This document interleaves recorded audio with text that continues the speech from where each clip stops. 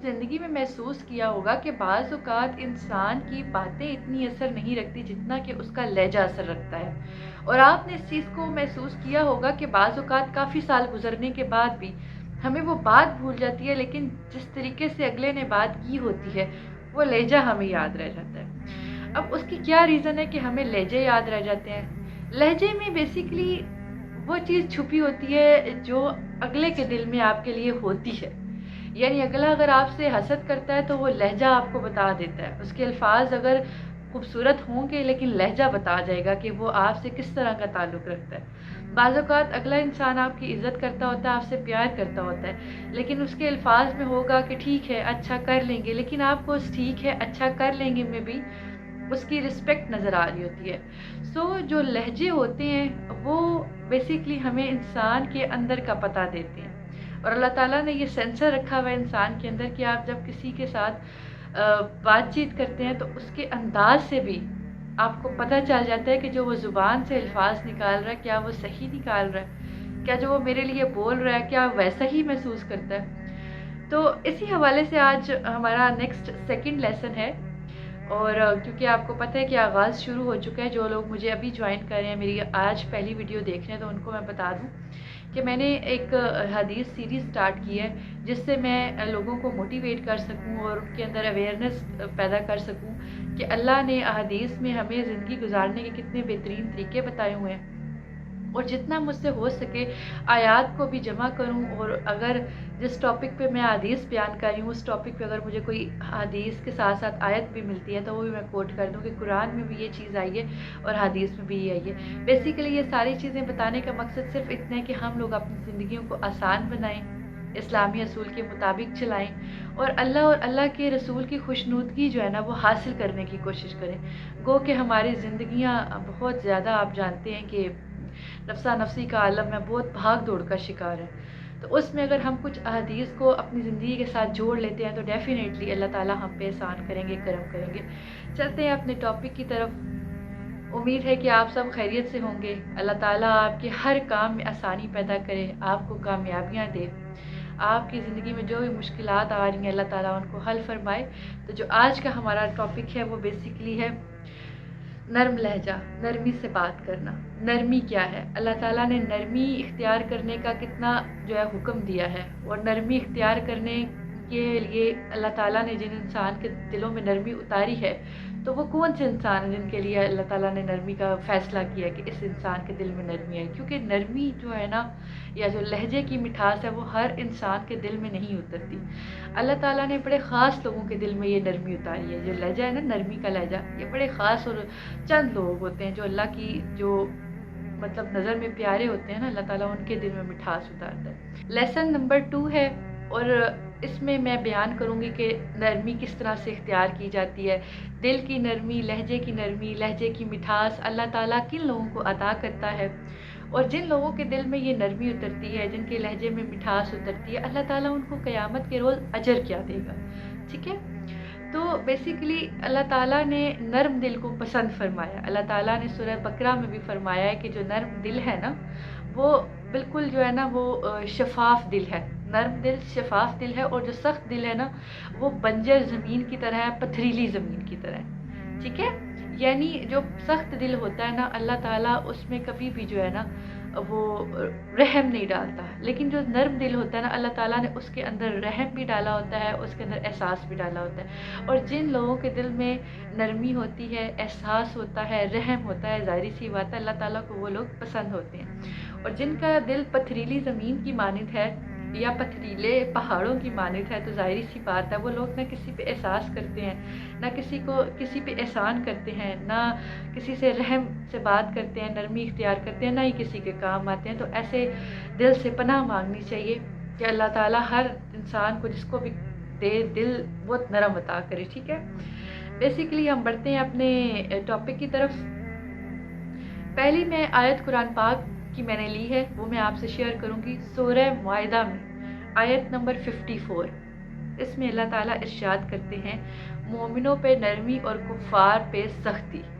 اللہ تعالیٰ نے نبی کریم صلی اللہ علیہ وسلم کو فرمایا ہے کہ تم مومنوں کے ساتھ نرمی اختیار کرو، کفار کے ساتھ سختی اختیار کرو. یعنی جتنے بھی کفار ہیں وہ تمہارے کبھی دوست نہیں ہو سکتے، کفار کبھی بھی تمہارا اچھا نہیں چاہ سکتے، مشرک کبھی بھی مسلمان کا دوست نہیں ہو سکتا. لہٰذا جیسے وہ چلتے ہیں تمہارے ساتھ، تم بھی ویسے ہی چلو، ان کے ساتھ بیجا نرمی اختیار نہ کرو. کیونکہ بعض اوقات جو مشرک لوگ ہیں نا، جو اللہ کو نہیں مانتے، ان کے ساتھ نرمی اختیار کرنا ہمارے لیے نقصان کا باعث بن جاتی ہے. اگلی ہمارے پاس حدیث ہے.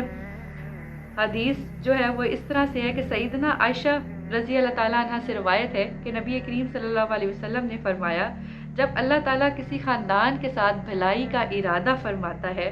تو ان کے دلوں میں نرمی ڈال دیتا ہے. اس کی تفسیر اس طرح سے میں بیان کروں گی کہ اللہ تعالیٰ نرمی انہی لوگوں کے دل میں ڈالتا ہے جس خاندان کو جوڑ کے رکھنا چاہتا ہے. جی اللہ کے رسول نے بتایا ہے کہ اگر اللہ چاہے نا کہ یہ خاندان جڑا رہے، یہ خاندان یا یہ گھر ٹوٹے نہیں، تو ان کے دلوں کو نرم بنا دیتا ہے، ان کے دلوں میں ایک دوسرے کے لیے محبت پیدا کر دیتا ہے. تو یہ جو نرم لہجہ ہے نا، یہ بھی اللہ کی دین ہے. آپ نے دیکھا ہوگا آپ کے گھر میں کچھ لوگوں کا لہجہ بڑا تلخ ہوتا ہے کہ انسان اس سے بات کرنا پسند نہیں کرتا، اور جب بچے بڑے ہوتے ہیں، شادی شدہ ہو جاتے ہیں، اپنے اپنے گھروں کو چلے جاتے ہیں، تو صرف اس لہجے کی وجہ سے ہی نا کتنے کتنے دن بات نہیں ہو پاتی ہے. لیکن جو اگر کلوز بہن بھائی ہوتے ہیں، وہ ملتے بھی ہیں، وہ ایک دوسرے سے فون پہ بھی بات کرتے ہیں، ایون میسیجز پہ بھی بات کرتے ہیں،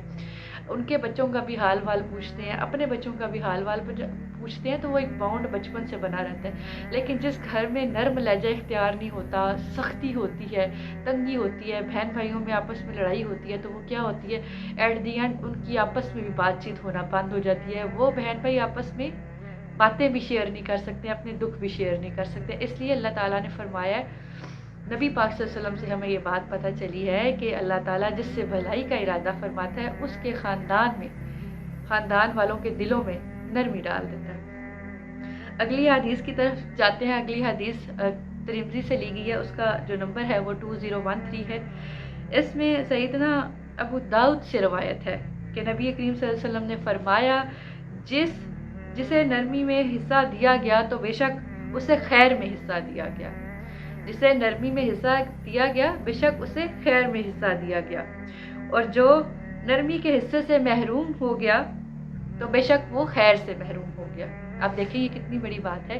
کہ نبی کریم صلی اللہ علیہ وسلم فرما رہے ہیں کہ اگر تمہارے دل میں نرمی آ گئی ہے، اللہ نے نرمی ڈال دی ہے، تو سمجھو کہ تمہیں اللہ کی طرف سے خیر مل گئی ہے. یہ اللہ کی طرف سے ایک اشارہ ہے کہ تمہیں خیر مل گیا. اور اگر تمہارا دل سخت ہے، تمہاری زبان سے نکلنے والے الفاظ سخت ہیں، بیوی پریشان ہے آپ کی زبان سے، آپ کے بچے گھبرا جاتے ہیں، ڈر جاتے ہیں کہ والد صاحب آگے بڑے سخت مزاج ہے،